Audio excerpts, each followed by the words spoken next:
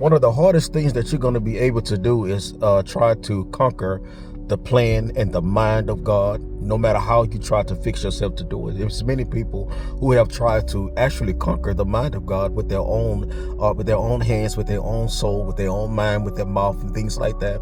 They have tried to go to the most deepest places in the earth, or they try to go as high as they possibly could go, and eventually something would happen because you cannot do it. Even NASA is only given 5% of the waters, because there are some parts of the waters that they just cannot touch. You just cannot break the firmament no matter how much you try to do it.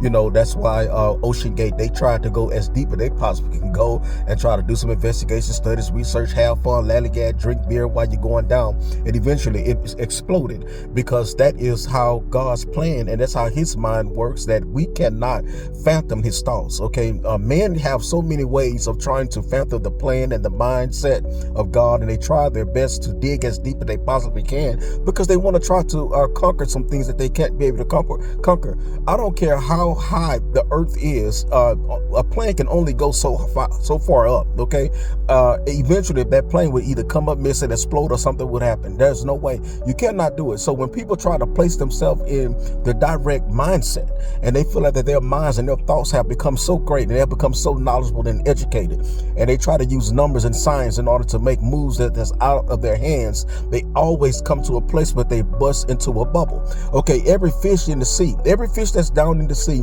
has a name, and there are some fish that we will never ever have contact with, because there are some places that we cannot go, because man, it will always be limited. I don't care how people try their best to try to make themselves as smart, as wise. I don't care how they try to do it. There's no way they can do it, because the mind cannot even perceive the things of God. Okay, your thoughts is not his thoughts, and his thoughts are not your thoughts. Okay, there's two different mindsets of thoughts that are going on when it comes to God. When it comes to God, there is two different mindsets. That's why some people can say, well, I'm an atheist. Okay, because they don't understand the mind of God, nor do they have the heart of God. So if you don't have the heart, you don't have the mind, you know, it's kind of hard to understand these things. That's why some things are just a mystery, and it's only revealed to those who believe. Number one, I watched what I just said. I said, first of all, you have to believe. It's only to reveal to those who believe. So if you believe in God and you believe in his majestic power and his dominion, his grace, that means that you have now the afforded ability to go to higher places in thought process, but you cannot